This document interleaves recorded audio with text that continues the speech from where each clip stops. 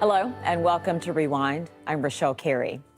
In the decade since we launched Al Jazeera English back in 2006, we have built a library of moving and powerful documentaries.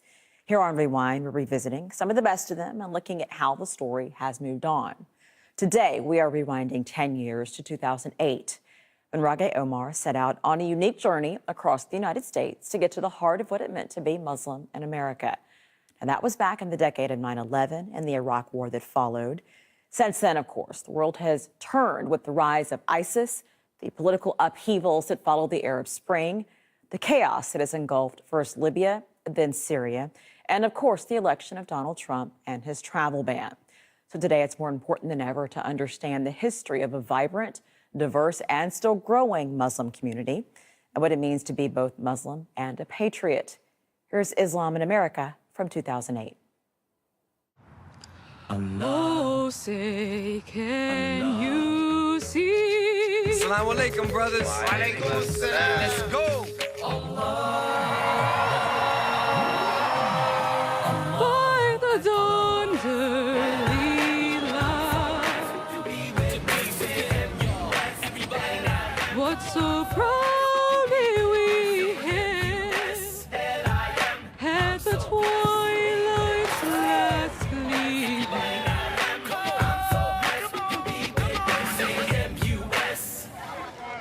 Mention America and Islam and most people think of irreconcilable conflict, but I suspect that's not the whole story. In this two-part series, I hope to discover the true relationship that's evolving between the two. There are said to be 8 million Muslims in the United States, and the faith is said to be the fastest growing religion in this country. And the roots and history of Islam are longer than most people are aware of. I want to travel across this huge country to find out the stories of what it's like to be an American Muslim. In this program, I'll be searching for the origins of Islam in America, talking to African Americans who are just discovering their own Islamic history and exploring if being American fits comfortably with being Muslim. My journey begins with a trip to Minneapolis in the Midwest. It may seem an odd destination for a program on Islam because its citizens are mostly Jewish and Christian. But in 2007, voters here elected America's first Muslim congressman, Keith Ellison.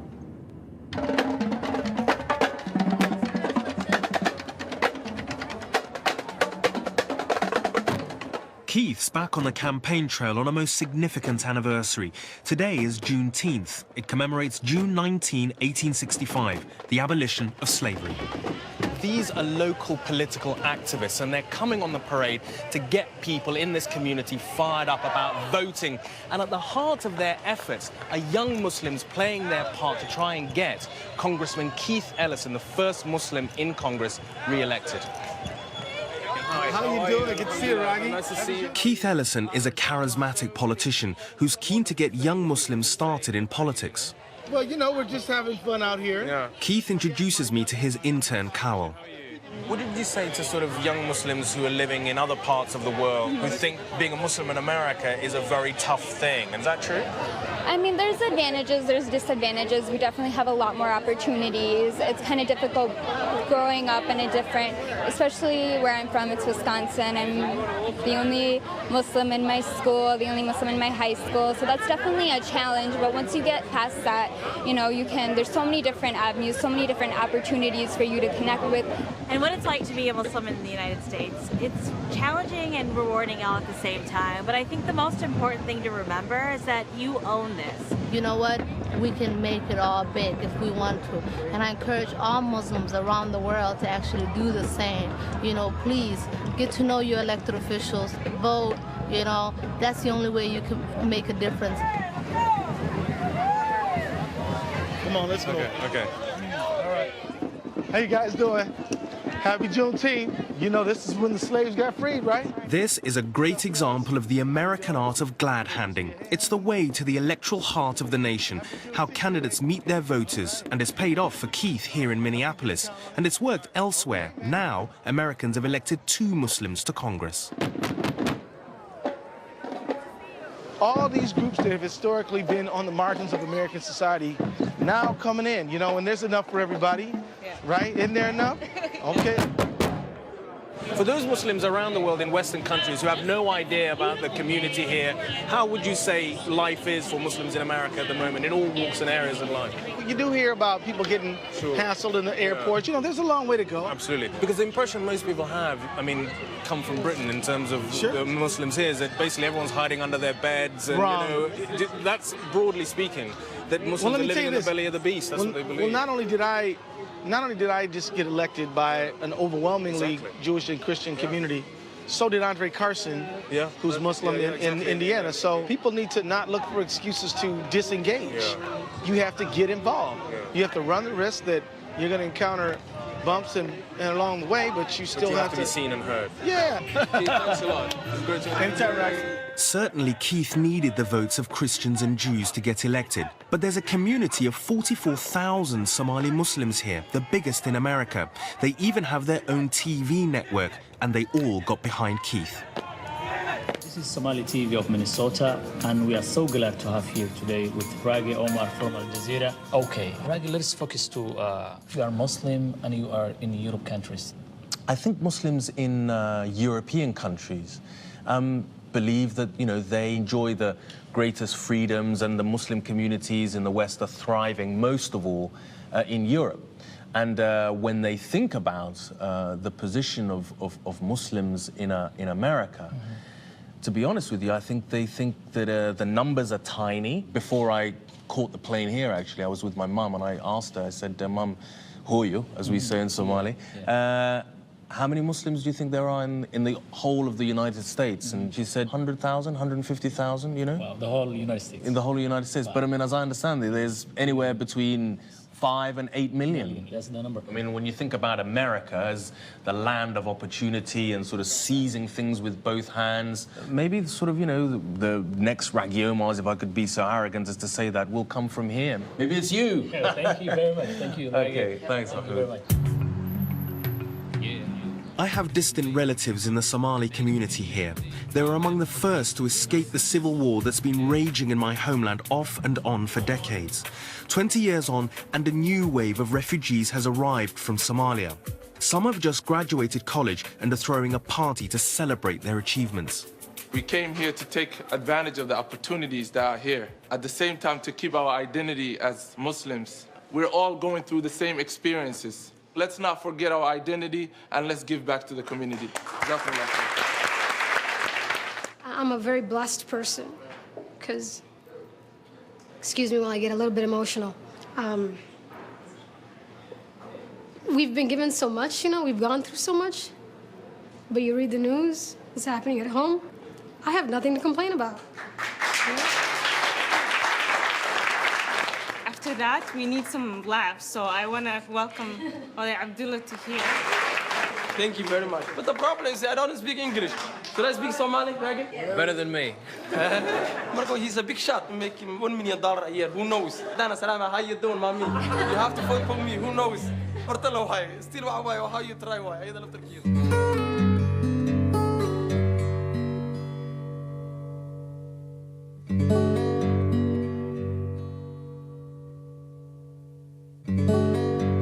My adopted home, England, has a bigger Somali community than Minneapolis, and it's been settled for longer. But they don't tend to think of England as home. My parents are typical. Their mental bags are still packed to return to Somalia. But that's not true here. These Somalis, no less scarred or traumatized by their experiences, have planted roots deeper and faster than any Somali community I've seen in the world. They don't talk of returning home, they are home. Okay, bye-bye. Okay, nice to meet you. These girls, come on. How are you? It's a message that came across loud and clear, and I was still hearing it in the taxi to the airport with Abdi Mohammed.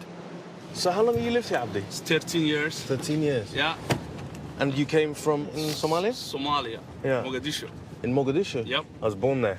Haven't been there for a long time though. There's a lot of problem last 15, 17 years. Yeah. Yeah. In England, we Somalis, you know, we're not that organized, you know? Here in America, if you don't organize, if you don't vote, if you don't participate, American way of living, you lost. Yeah. So you know bad. That's the way to be visible, that's the way to get heard. Yes. Can you be Muslim and American, Abdi? Yes. Do you have to sacrifice one to be the other? You have to be American first, and you have to do what other Americans do. You sacrifice your life to defending America because this is our country. This is. You feel that? I mean, you don't think about going back home? I'll sacrifice my life defending this country because the opportunity I get, the welcoming I get. That's a powerful statement. Compared to where I come from, how we were, how I was. You know, it's a lot of friends of mine who died the war, where I come from. Coming here, you know, having what I have is home.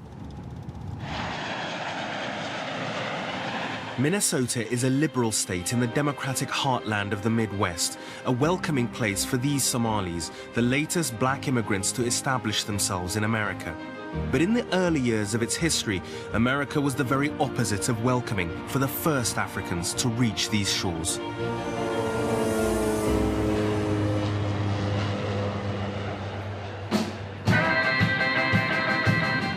For 300 years, Africans were brought here in chains as slave labor. I'm heading to Jackson, Mississippi in the Deep South to meet some of the descendants of those first African Americans, because it seems that their history lies at the heart of the story of Islam in America.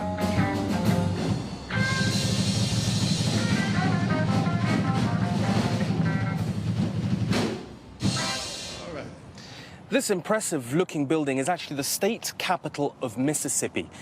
And I'll be honest, I've come with my own really strong preconceptions about the South. For me, it's about being in the heart of the Bible Belt, it's about prejudice and a history of segregation. But I've actually been told that the story of Islam in America begins, of all places, here, centuries before Muhammad Ali or Malcolm X. And it's a story that begins with slavery. It starts here because most of the slaves shipped from Africa came to work the plantations of the South. Among them were Muslims. Forbidden from practicing their faith, they found secret ways to keep Islam alive. Calling the faithful to prayer here in Mississippi is Abdul Rashid. He believes that one way they achieved this was through music.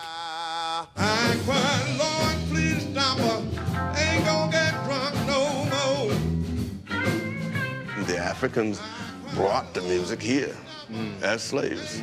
People saying the blues came from Mississippi. I don't think so. I've been hearing about the link between the call to prayer and the songs that slaves used to sing in the fields. How are they similar? The call to prayer. Allahu Akbar, Allahu Akbar.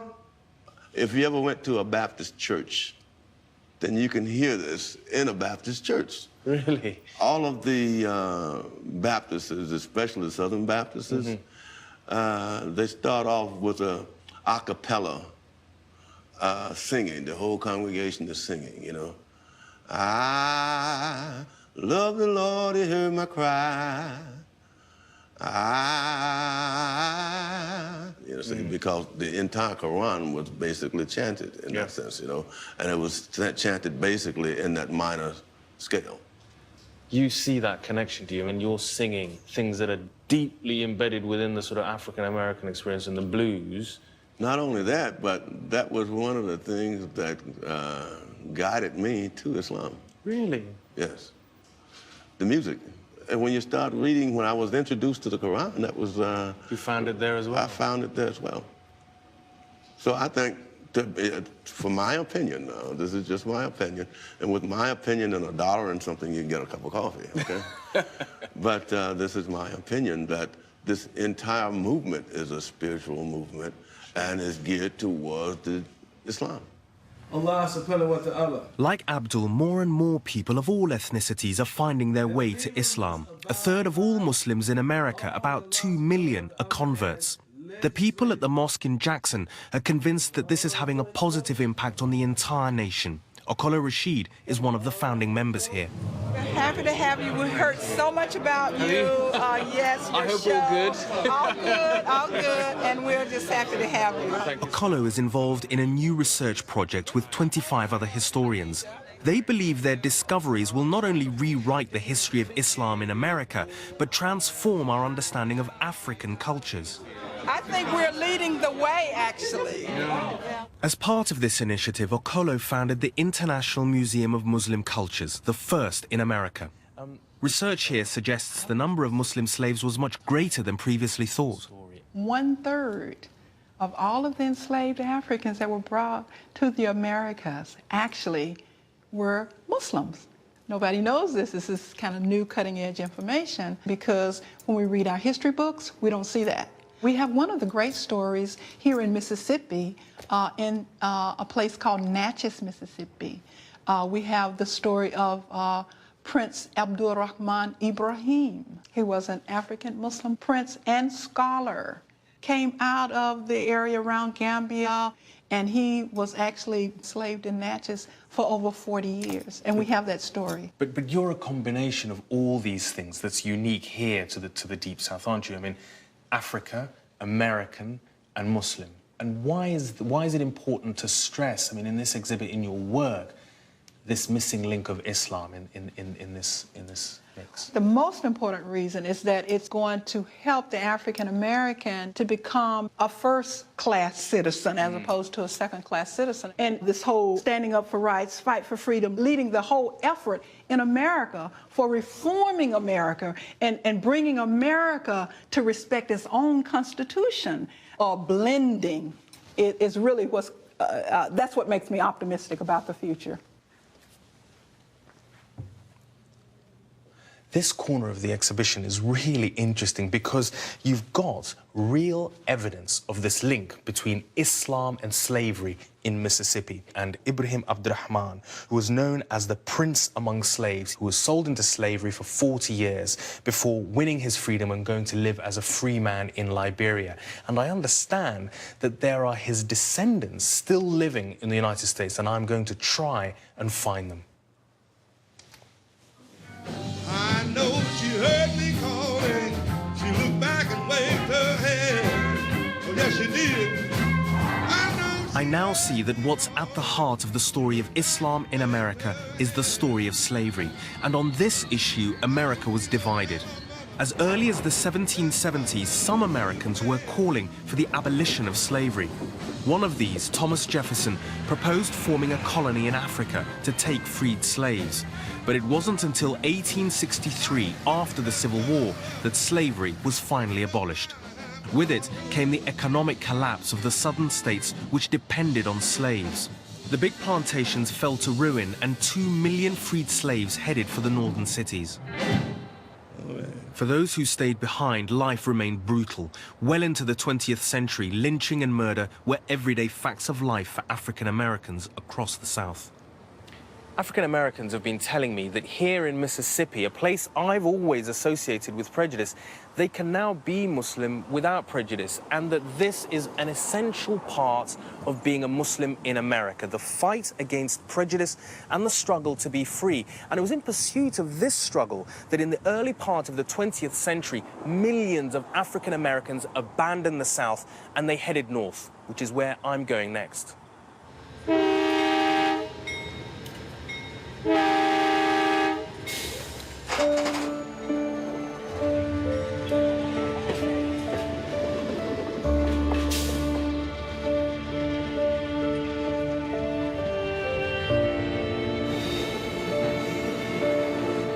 I'm catching the night train to Chicago, following in the footsteps of millions of freed slaves, drawn to the city by the promise of jobs in the factories and stockyards, and above all, with the hope of living a life free from prejudice. But they did have another option, to sail for Liberia, the colony America established for freed slaves in Africa. It was a stark choice: scratch a living in America's ghettos or build a nation from scratch. The Muslim Prince Ibrahim of Mississippi that Okolo told me about was among the first to sail for Liberia, where he dreamt of establishing Islam. But the early settlers encountered little but disease and hardship, and Prince Ibrahim barely saw the completion of the first settlement before he died. Modern Liberia has suffered a succession of civil wars, and fleeing the last of these was Ibrahim's great-great-great-great-grandson, who has turned this story on its head. He fled war-torn Liberia to find freedom in America. His name is Artemus Gay. Yes, that's right. It all started when the Civil War started in Liberia. I came to this country, and it was just a sheer sense of understanding my own country's history that I spent hours in the library just trying to find out the history of the colonization from Mississippi to Liberia. And then I did find out, yes, there was a ship manifesto, and on one of the ship's name, I found her great-grandfather's name. His name was Abdul Rahman Ibrahim Sori. He was one of the sons of Sori Maudo, who was an Alimami. He was a prince, but also, clearly by his name, a Muslim. A Muslim. That's very important to realize that he understood science. He understood medicine. And that for me was like winning the lottery, or, amazing. Yeah. Roots in reverse. Here I have to come from Africa to find my own roots. Here I have to come from Africa to seek refuge. And I found Chicago as a place, an intellectual place for me, a spiritual home for me, and above all, it has one of the largest collections of books in Africa. You will find nowhere in Africa. It's right here in Chicago. How important was it that Abdurrahman, your relative, was a Muslim? This country has to understand that its roots, especially when it comes to African American, is an Islamic root. African Americans should not see that as just a religion. It should see it as part of its heritage. And the good thing about it, people respect each other here, in the midst of all of this diversity. So that's something that Chicago has that we would say shows what it means when people from diverse culture all merge.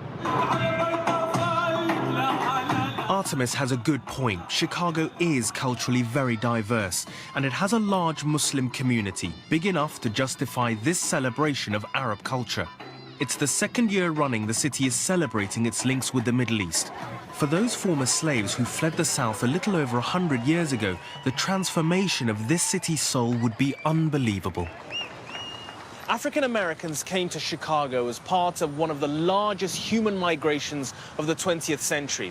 They were leaving the segregated and racist South in search of a new life in what many hoped would be a promised land.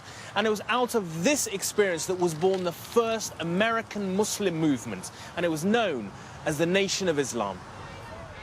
In the 1930s, a radical idea began to spread through the cities of America.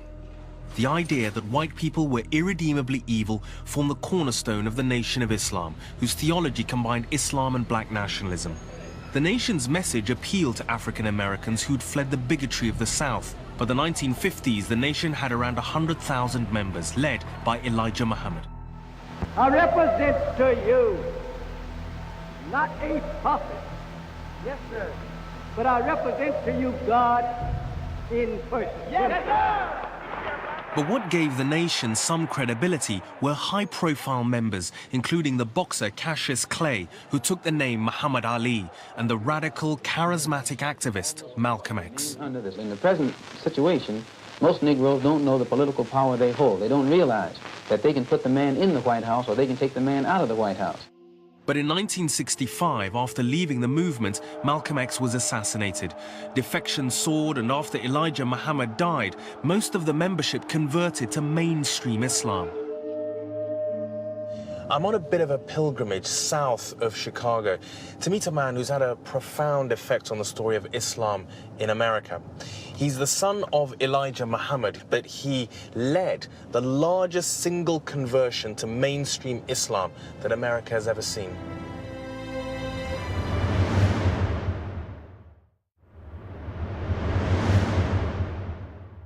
Imam Wallace Dean Muhammad lives modestly here in Chicago. He became the head of the Nation of Islam when his father, Elijah Muhammad, died in 1975. Wallace Dean persuaded most of the nation to adopt mainstream Islam, and he changed the nation's name to the World Community of Islam in the West. There were some very startling ideas that the Nation of Islam had. Yes. I mean, tell us about some of the ones. It was a myth to destroy. We had a myth of the origin of the white race as the grafted devil of the black man, That's mind-blowing, you know. And the black people were gods and the whites were devils, essentially. Exactly. Exactly. But what made you break with the Nation of Islam then? It didn't take nothing but a child's brain for me to do that. I was about 11 or 12 when I decided that was wrong. Then you became a Sunni Muslim. Well, I don't make a big deal about Sunni and Shia, you know. I became a mainstream Muslim. You became a mainstream Muslim. Yes. And really, the importance of it, how it would affect not only Muslims, but Christians too, was not realized by us in 1975. In what way was it important turning to mainstream Islam? That Islam? black nationalist movement, as extreme as ours, believing what we believe on the race issue, could make a 180-degree turn and join Muslims of the world, good Christians and other good people of this earth. It's amazing. But when you look from the Middle East or Europe, thinking of America as a bad place to be a Muslim, it's like living in the belly of the beast. I've heard that. How would you say that life is like here for people? Well, we know things have happened to make America appear ugly in the eyes of citizens of this country and the citizens of the world. But if we can see America the beautiful that has advanced against America the ugly successfully, then I'm sure that we would recognize that America is the most fertile soil we have for establishing our religion and our future for our children, our grandchildren, and children to come. And in my journey across America, if I want to find America the beautiful, where will I find that? So what kind of things should I look for? The concept of citizenry, how citizenry is established in the Constitution of the United States, based upon the equality of man. And I feel very strongly that the Founding Fathers envisioned a world that would welcome Muslims and others from across the waters, not only Christians. There seems to be an incredible transformation here. Only 30 years ago, Chicago was the most racially divided city in America. It had a white supremacist movement and a black separatist movement. It saw some of the worst racial violence in the entire country. I'm amazed at what I'm hearing from people like Artemis and Wallace Dean, and it seems Chicago is becoming much more at ease with its own diverse population.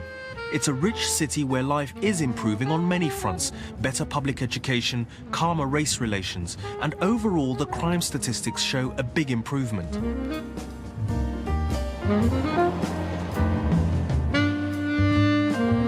But there is still a dark side to this city, because even though the city has cracked down and arrested gang leaders, gang violence is getting worse. I've been here for 3 days and 9 people have been killed in gang warfare.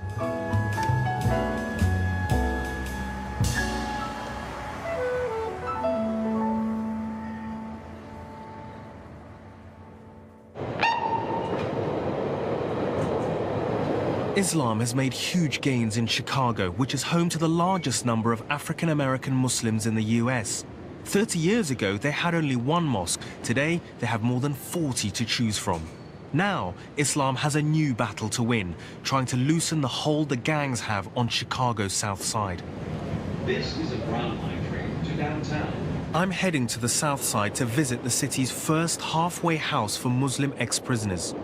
Its aim is to provide an alternative to life in the gangs. The man who runs this project has served 12 years for murder. Like many ex-offenders, he converted to Islam in prison. His name is Rafi Peterson. We used to go into Cook County Jail, Division 11, which is like the maximum security. And then we seen so many brothers. We did that for like 6 years. And then we seen so many brothers coming home and going right back. We realized that we needed more than that. But the temptation to fall back in must have been very high for a lot of people that you've known. As if you come back and you've got to make money, you've got to make ends meet. Not only that, remember, a lot of brothers that convert to Islam in the institution, they was other than Islam before institution. So we know that you have to have an environment for the brothers to get a foothold when they get out. And so we went to National Housing Service. I said, look, Mike, I know y'all got some houses boarded up. Can we get one? And he said, I know a good one. Yeah. You can have one we having a lot of problems with. And, you know, we can But it was in a bad way when you first saw this house? There was graffiti everywhere in here. So this was a gang house? This was a gang house. It was boarded up, and the neighbors and stuff was afraid to say anything or to even call the police on these guys. The neighborhood is feeling the benefits of this project, but that's not all. It's having a positive impact on those still in prison. Hassan, are you noticing more and more, I mean, African Americans coming to Islam, I mean, especially in prison? They already have it in themselves, but they need somebody to bring it out of them. So then, once they see it, then they might say, oh, yeah, I like that. Yeah. This halfway house is a calm center in a neighborhood torn up by gang violence. And Rafi is not content to let murder and mayhem thrive on his doorstep. There was a killing right here in this alley right here. Where? Put it up right here. About a year ago, they dropped a brother right here, and they shot him in the head. This is a very heavily drug-infested area. Up this street here, they say it's 88,000 young people between the ages of 8 to 25 in this general area that we live in West Long. It's artesian now. Down this street, I don't want to go down there, especially with the camera in the car. There's been several murders unsolved. If you look down the street looked like a ghost town. See all the houses boarded up. Same thing down this way. Campbell, heavily drug-infested also. They had a killing on him, 63rd. I wanted to take you up 63rd Street. I mean, you're living right in the heart of it. So you still know a lot of people? They accept us, you know. They know a lot of the brothers, even a lot of the brothers in the tribes, they don't like what I'm doing, but they know I'm gonna do what I gotta do. 2 weeks ago, they killed the brother. See where them guys at right there? That's the store that they broke in on the corner. They shot that place up. The one thing that they did when they locked up all of the real gang chiefs in Chicago, they destabilized all of the gangs. Now, there's no one individual you can come to like you used to back in the day and say, man, and he got control of a whole area. It's a matter of survival. I mean, they got to do what they got to do to survive. I don't knock them, you know, because I understand where they're at. My thing is, if you want to turn people away, you got to turn them towards something. And of course, what Rafi is trying to turn this neighborhood towards is Islam.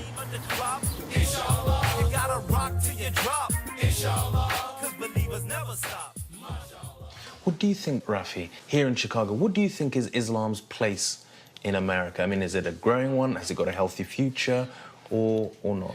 I think that Islam can be the cure to America's ills if it's openly accepted. Islam can knock down barriers because we, as Muslims, we're supposed to be the best for humanity. And I think Islam in America has opportunity to really teach and show that that's what we are and that's what we can be. I have to admit, I've come to America with my own prejudices and misconceptions. I thought that being Muslim in America was a story of widespread fear, discrimination, and stereotyping. But in the short time I've been here, what I'm hearing from Muslims is about opportunity, constitutional rights and due process, about having a stake in this country and being made to feel that they belong. And as I travel across America, what I want to find out is whether these ideas define not only what it means to be a Muslim in America, but what it actually means to be an American Muslim.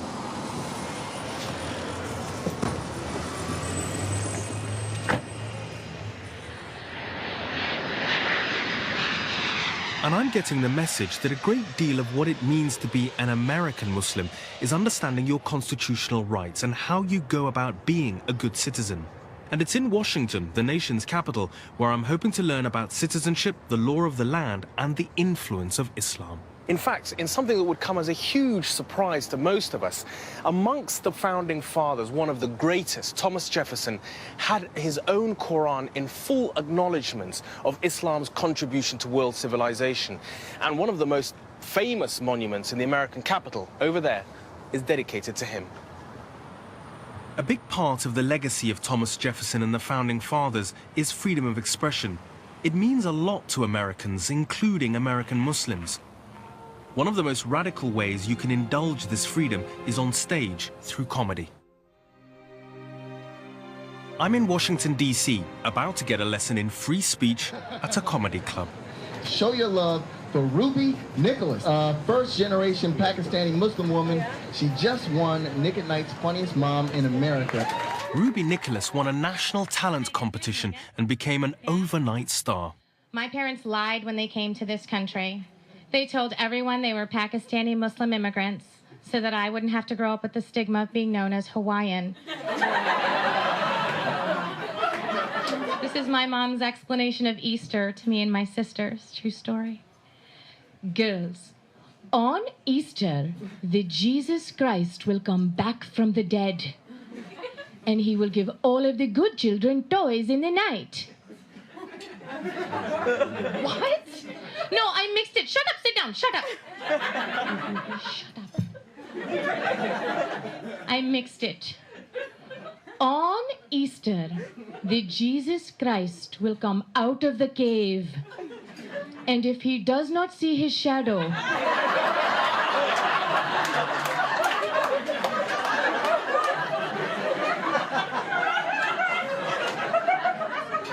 there will be 6 more weeks of chocolate.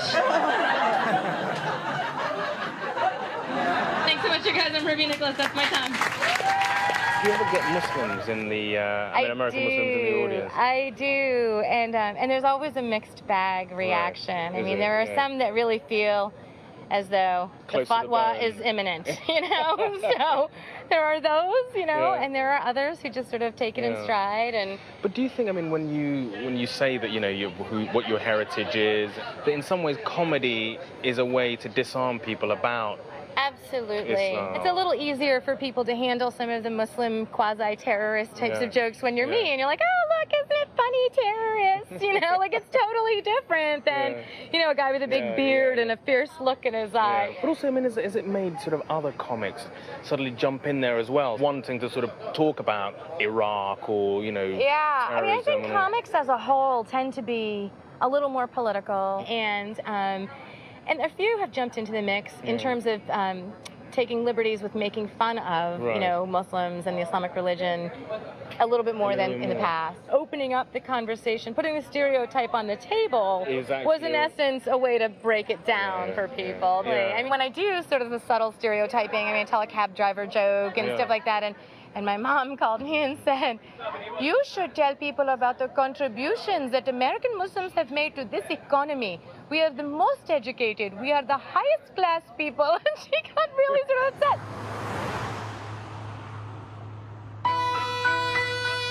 Part of Ruby's act is offending people, and she's very good at it. If she wants to say that Jesus gives chocolate to children, she can.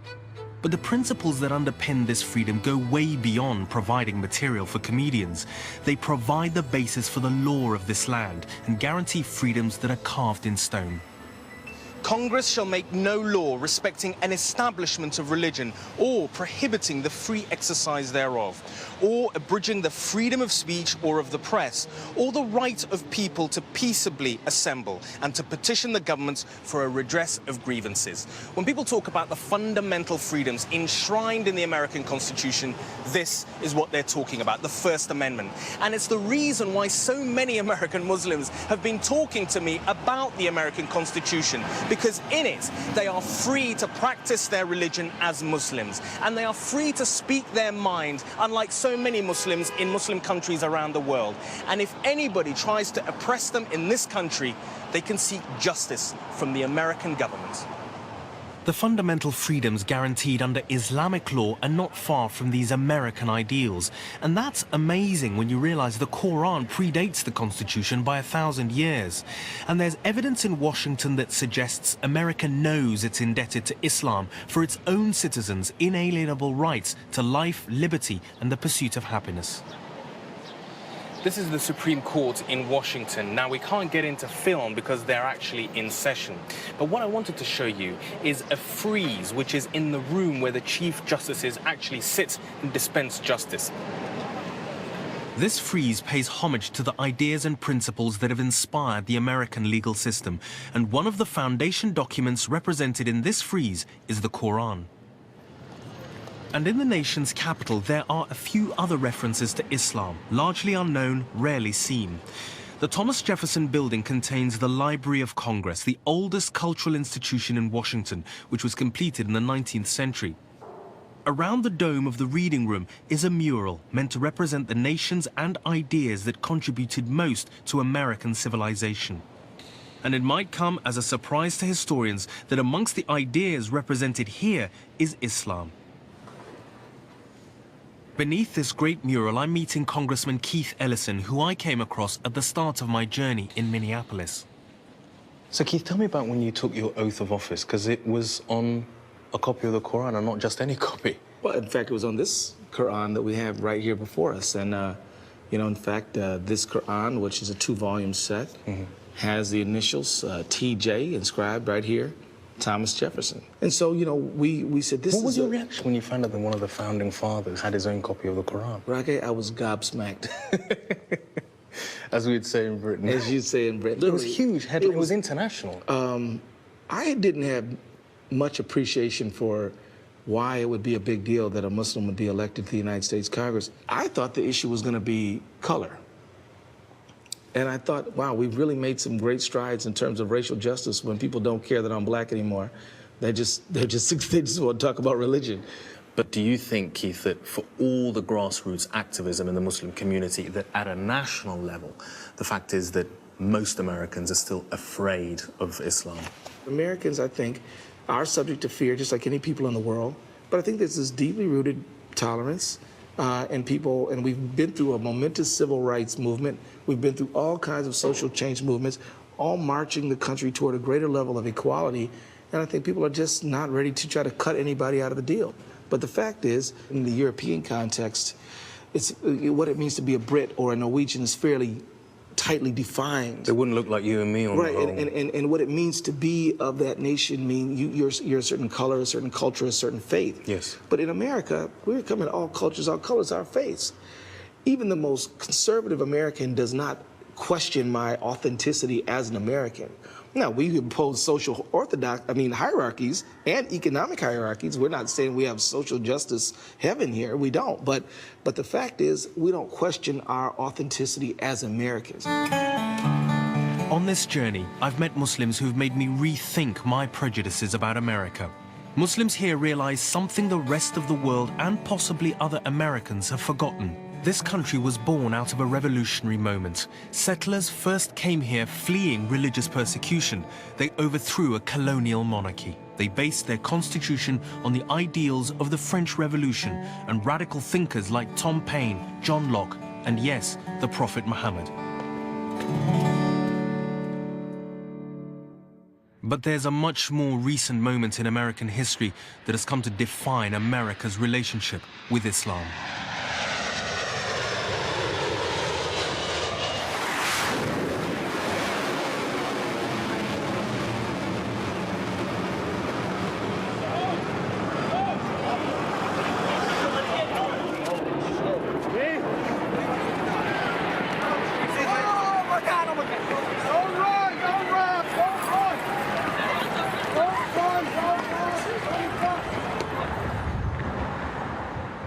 Thinking about America's relationship with Islam, like everybody else, I'm drawn immediately to one city and one moment. And the events of September the 11th, 2001 in New York City changed that relationship between America and Islam forever. And it must also have had an impact on American Muslims. Farouk Mohammed was with the New York City Fire Department on 9/11. There were Muslims like me there. You know, who died as well. And some that died. Definitely Muslims died there, you know, trying to help others.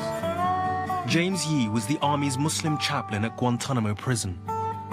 Initially, I was being accused of espionage, spying, and aiding the enemy. Now, these are capital crimes in which military prosecutors even threatened me with the death penalty.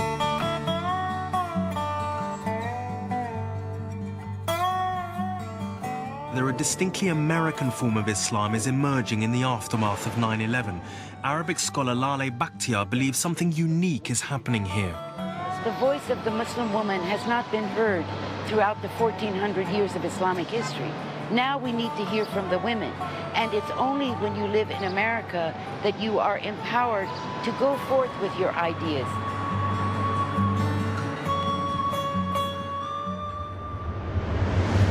Islam in America from 2008.